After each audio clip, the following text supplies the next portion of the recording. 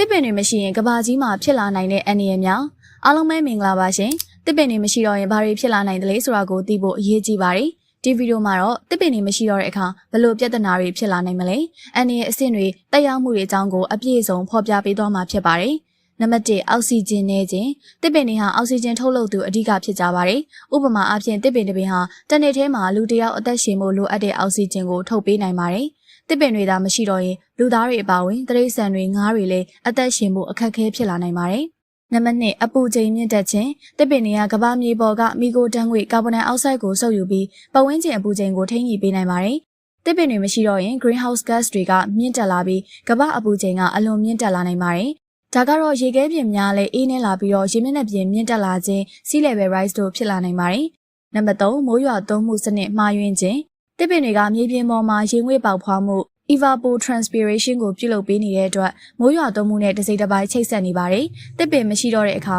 မိုးရွာမှုနည်းလာနိုင်ပြီးရေရှားပါမှုဖြစ်လာနိုင်ပါတယ်။တချို့ဒေသတွေမှာမိုးမရွာတော့တာကြောင့်စိုက်ပျိုးရေးနဲ့သက်ဆိုင်တဲ့ကဏ္ဍတွေဖျက်ဆီးခံရနိုင်ပါတယ်။နံပါတ်4မြေဆီလွှာပျက်စီးခြင်း soil erosion တစ်ပင်တွေကမြေဆီလွှာကိုကိုက်တွယ်ပေးနေပါတယ်။တစ်ရွက်အမြစ်တွေကမြေပြင်ကိုကာကွယ်ပေးပါတယ်။တစ်ပင်မရှိတော့ရင်မြေဆီလွှာတွေဖယ်ရှားခံရပြီးမြေပြင်တစ်တာမြစ်ဝမ်းတွင်ပိုင်းချဲကျရောက်မှုများမြစ်ရည်ညစ်ညမ်းမှုတွေဖြစ်နိုင်ပါတယ်။နံပါတ်5လေထုညစ်ညမ်းမှုမြင့်မားခြင်းတစ်ပင်တွေဟာမကောင်းတဲ့လေထုအပေါ်မှာတုံ့ပြန်ပြီးချင်းမှုနေသွားစေပါတယ်။မရှိတော့ရင်တော့ဓာတ်ငွေ့တွေဖုံးမုတ်တွေလေထဲမှာရှိနေရပြီးလူတွေမှာအသက်ရှူကိစ္စနဲ့သက်ဆိုင်တဲ့ယောဂတွေဖြစ်နိုင်ပါတယ်။ဥပမာအဆုတ်ရောင်ယောဂအသက်ရှူလမ်းကြောင်းကျက်ခြင်းစသဖြင့်ပါ။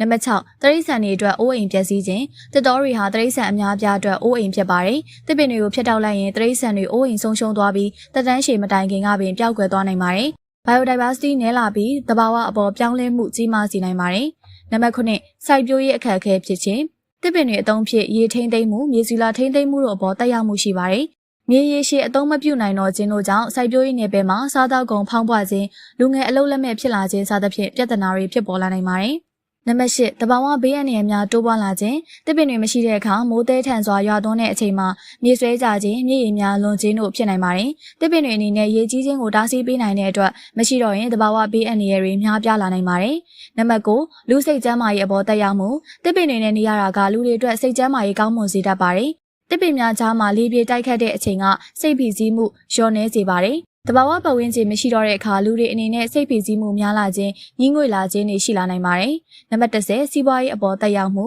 တစ်တော်နဲ့ပတ်သက်တဲ့စက်မှုလုပ်ငန်းတွေဖြစ်တဲ့တစ်သားထုတ်လုပ်ရေးစေဘဝင်အပင်များစိုက်ပျိုးရေးနဲ့တခြားလုပ်ငန်းတွေဟာတစ်ပင်မရှိတော့ရင်လုံးဝပျက်စီးသွားနိုင်ပါတယ်။အလုပ်ကိုင်တွေဆုံးရှုံးပြီးစီးပွားရေးကျဆင်းမှုဖြစ်ပေါ်နိုင်ပါတယ်။တစ်ပင်တစ်ပင်ဟာကဘာကြီးအတွက်အဓိကအရင်းမြစ်တစ်ခုဖြစ်ပါတယ်။တစ်ပင်တွေမရှိတော့တဲ့အခါမှာလူသားတွေတိရစ္ဆာန်တွေတဘာဝပတ်ဝန်းကျင်တစ်ခုလုံးအတွက်ချိန်ချောက်မှုကြီးမားစွာရှိလာနိုင်ပါတယ်။အနာဂတ်အတွက်တစ်ပင်တွေကိုထိန်းသိမ်းခြင်းပြန်လည်စိုက်ပျိုးခြင်းဆိုတာကျမတို့အားလုံးရဲ့တာဝန်ပဲဖြစ်ပါတယ်။တစ်ပင်ရှိမှသာတက်တန်းရှိရှိနဲ့ကဘာကြီးကိုအေးအေးမြမြနေထိုင်နိုင်မှာဖြစ်ပါတယ်။ဟုတ်ကဲ့ပါဒီဗီဒီယိုလေးကတော့ဒီလောက်ပါပဲ။ဒီအကြောင်းအရာလေးကိုကြည့်ရတာကြိုက်နေတတ်တယ်ဆိုရင်တော့ကျမတို့ရဲ့ page လေးကို like and follow ပြုလုပ်ခဲ့ကြပါအောင်လို့တောင်းဆိုလိုက်ပါရစေရှင်။